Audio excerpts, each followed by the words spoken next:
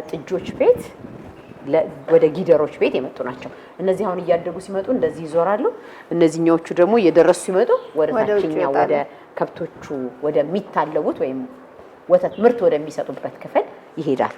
ይሄን ይመስላል ጊዜ ያሉት ለ150 ሊትር ወተት በቀን አለ ሙሉ በሙሉ ቀን ውስጥ። ስለዚህ ወደ ላሞቹ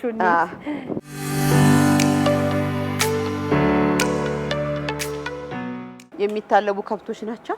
አሁን ሳር መብያ ሰዓታቸው ስለሆነ ሳር አሁን ይሰጧቸዋል ልጆቹ። እንግዲህ በስራው ላይ በሰፊው እየሰራሽ ነው ያለሽውና ውጤቱንም ውድቀቱንም መልካም ጎኑንም ታውቂዋለሽ ብዬ አስባለሁ። የከተማ ግብርና ስራ አጠቃላይ ምን ይመስላል አሁን ላይ? በተለይ ደስ ይላል ማለት ከእንስሳ ጋር መዋል ደስ ይላል፣ ከአትክልት ጋር መዋል ደስ ይላል። ትዘሪዋለሽ፣ ችግኝ ታቸግኘዋለሽ፣ ችግኙን ተንከባክበሽ ለምርት ታደርሻለሽ እና ሁሉም ላይ እድገት ስላለ ያምራል፣ ደስ ይላል ማለት በቃ ስራው ላይ ደስተኛ ሆነሽ ነው የምትሰሪ።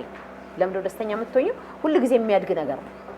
አሁን ለምሳሌ ትንሽ ታገኛለሽ፣ ከዛ ደግሞ አድጎ ታገኘዋለሽ፣ እንደገና ደግሞ እሱ ይወልዳል፣ እንደገና ደግሞ እሱ ይወልዳል። ደስ ይላል።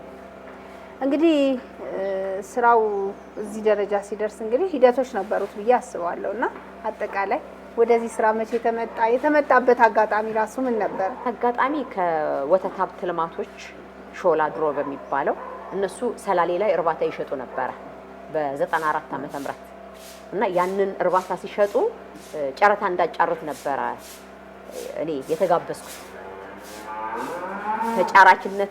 አጫራችነቴ ቀረና ተጫራች ሆንኩኝ። እሺ እና ከነሱ 3 ከብቶች ገዛ በጨረታ። አዎ እና ሪስክ ወስጄ ነው። ቦታ አልነበረኝም፣ ስለ ከብት እውቀት የለኝም፣ የአዲስ አበባ ልጅ ነኝ። በቃ ምን ማድረግ እንዳለብኝ ምንም እውቀት አልነበረኝም። ዛሬ ግን ያው በጉዳዩ ላይ በደንብ አሁን ሙሉ እውቀት መረጃ አለሽ። ደስ ይላል።